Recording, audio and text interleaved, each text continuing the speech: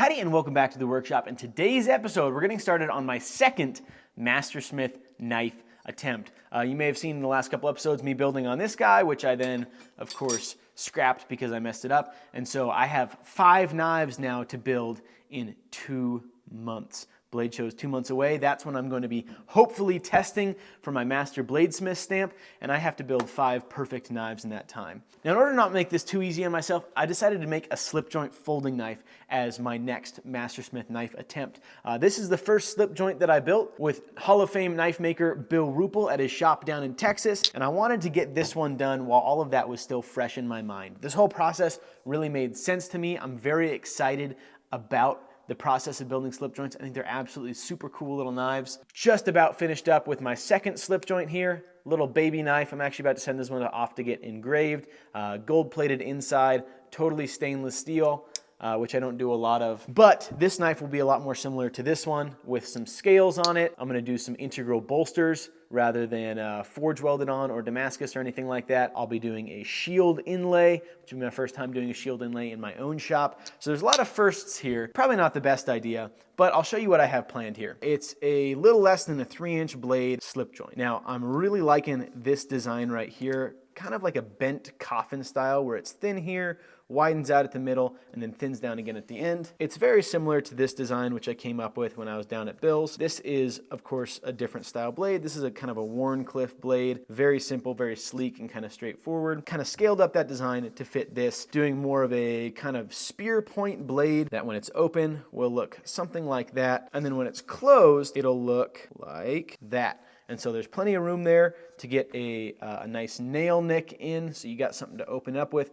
I personally don't really use nail nicks, but a nail nick is there to be able to get your fingernail into. So you need to be conscious of making sure that you have enough room to be able to access that nail nick there. And this design accomplishes that. I also really like that these 3 points, the widest point like lines up well and looks good. I think that a knife looking good while it's closed is really important. I think it's as important as it looks when it's open. It spends most of its time closed. I like this design. I think it looks good. Apart from making sure that it looks good when it's closed, you need to make sure that your tip isn't going to be able to get caught. You don't want someone to be able to catch the tip of the knife when the knife is closed. So that's another thing to bring into consideration. You need to make sure that the edge of the knife isn't going to be hitting the back spring here. It's another thing that you make sure you're paying attention to. And then there's a couple of other little things. But before we jump too far into any of those little things, let's talk a little bit of terminology here. This obviously is our blade. We already talked about our little nail nick in there. We've got our false edge or swedge along the back,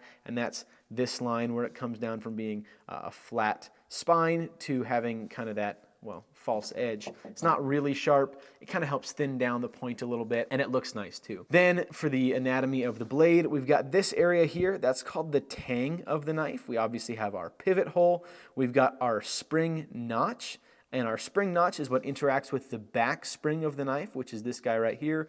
They usually have 2 pins in them, and one area here, that's where the springiness comes from. You want it to be concentrated in one small area. Then we've got our heel down here. We've got our kick up here. We've got the choil right there. And then this area you'll see is not totally square. That's because that spring's gonna fill in this area, but you wanna have a little bit of room all the way around. It's called the lint gap, and that's an important part because if you carry a pocket knife, it gets dirty. I've been carrying this one for about a month now, and it is absolutely filthy on the inside, but it still works and still functions well because of that lint gap in there. So I think that the biggest challenge in building this for me is going to be making sure that my scales look good and that the nail nick looks good. Doing a nail nick can be done in a couple different ways. We'll dig into it later on, but it's not the easiest thing to do, and it's something that if you're looking at a slip joint, it's usually one of the biggest points of scrutiny. So you need to make sure that we get that nailed down. I have an idea on how we're going to do it though. There's our basic design. Folding knives are allowed to be submitted for the American Bladesmith Society Mastersmith test as long as they are made out of Damascus steel so that they can prove that they've been forged.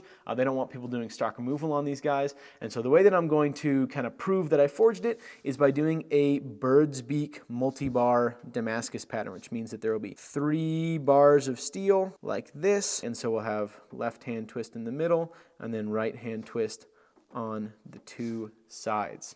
So our Damascus pattern will start off as straight layers. We'll then forge weld it together, crush in our corners, and kind of re-square it on the 45, which gives us this kind of S's shape. Then from there, we'll stack that up 5 or 6 times, forge it down into a square bar again, and that will make our twisted bars that we will then twist a bunch and forge into our multi-bar pattern. So let's get right on into it.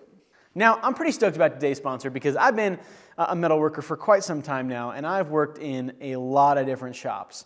I've visited tons and tons of different people, and there's only one guy I know whose shop is nice to work in when it's hot outside, and that is Steve Schwarzer down in Florida. And the reason for that is that he has an air conditioning unit in his shop, and that is just makes a world of difference. You would have no idea how much nicer it is to work and just be in a place, especially when you're working, that's air conditioned versus when it's not, especially when you're forging. When you're forging, you're sweaty, you're hot, you're moving around, you're working around big pieces of steel, and having the ambient air temperature be a nice, cool temperature, night and day difference. It makes working actually possible, which is why it's awesome that today's sponsor is Mr. Cool. Mr. Cool sent us a couple of mini split units to install in the shop here to be able to cool things off during the hot summer days that are coming up. Now, these mini split systems cool and heat, and so I know a lot of guys that dread going out into the shop in the wintertime because their shop is super duper cold. So I think this is an awesome option for a lot of those people who are able to keep the temperature of their workspace comfortable no matter the time of year. The install process was super simple as drilling a couple of holes and following some instructions. It's like Legos, but for adults. This is a fantastic option for homeowners, and I think especially for people in kind of my circle, my way of life, because boy, does it suck to have to pay someone to come out and do something that you're pretty well capable of doing yourself. And so these ductless mini split systems provide you with awesome air conditioning at a fraction of the cost because you're skipping the labor of bringing out a professional HVAC company. And to be honest, you really don't need to, I think, because it's so simple to do.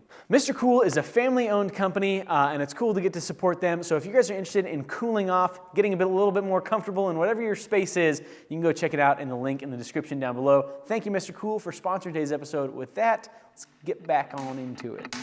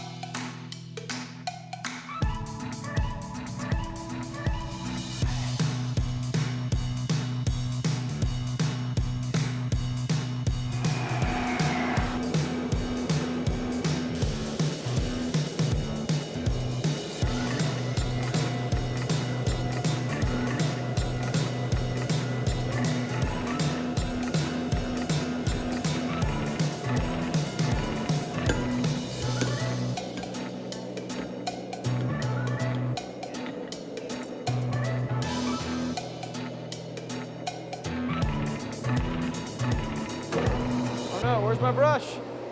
Where's my brush?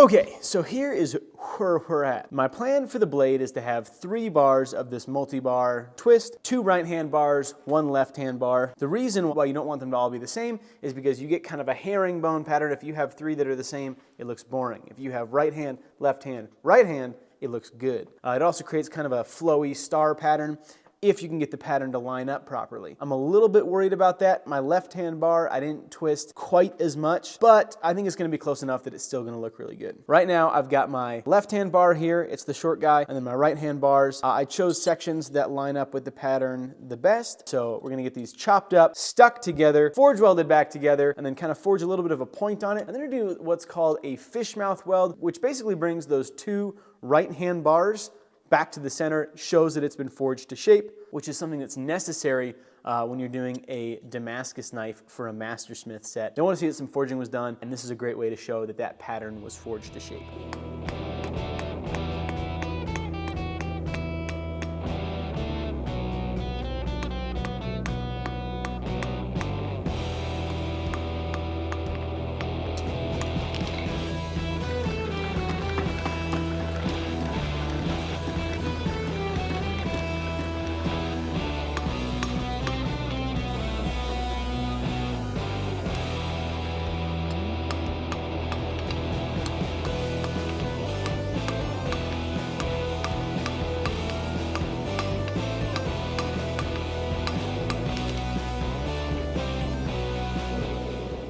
So we've done 1 normalizing cycle now, which means that it came up to 1550 degrees, and then it came down back to roughly like that 800 degree range. And now we're gonna throw it back in, let it come up to temperature, bring it back out, let it cool down, back in, up to temperature, back down. And then we're gonna do what's called a DET anneal, which means divorced eutectoid transformation. Very scientifical or something. And that will let it sit at 1360 degrees for half an hour, and that will make it extremely soft and very nice to work with. We'll be able to bring our blade down to thickness, profile it, start drilling holes, all of that junk. So,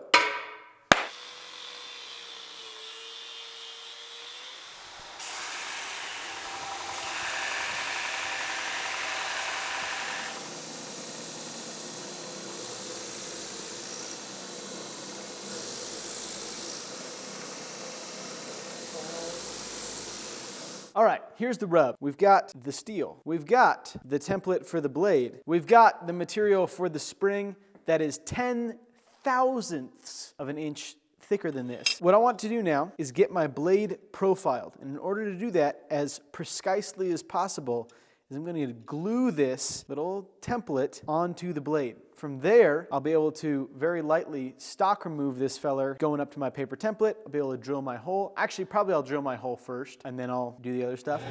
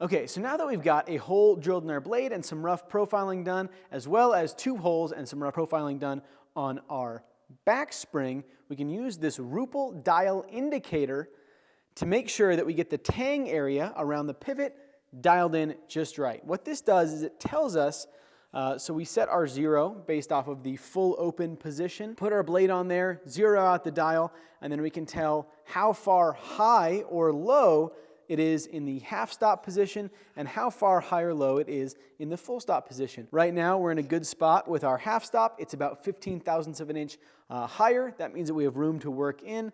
But in our full stop position, it's 20 thousandths passed. That means that we need to go and take at least 20, probably 30 thousandths off of the full stop 2 contact points. You'll notice that on this blade, each of the different shapes of the tang are different. In the full open position, we're contacting at the very point right here and at the base right there. In our half stop, we just got a flat area. That's it. That's all we got, just a flat area. And then at the bottom, we've got a slight hollow here, which means that it's contacting on either end right there.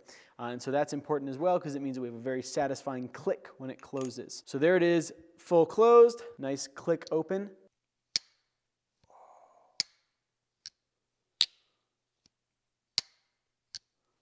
That's why slip joints are fun, that it's called walking and talking. Walking is it opening smoothly, and talking is the clicking noises that you get. Since the full open area is good, the half stop open area is good, so we're going to go and take off material from the full closed position. You'll notice also that I want my tip to sit down closer to the back spring. The way that I do that is by taking material off of the front of the kick, which is right there, and that allows the blade to sit down tighter. So we're going to give that a shot in the grinding room on a 6-inch contact wheel with a 220 grit belt.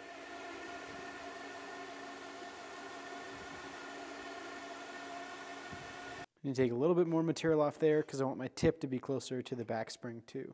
So mostly off the front of the kick there. Here we are, zeroed out in our full open position. There we are, 15.5 thou off in our half stop, and then a 12 thou off in the full closed position.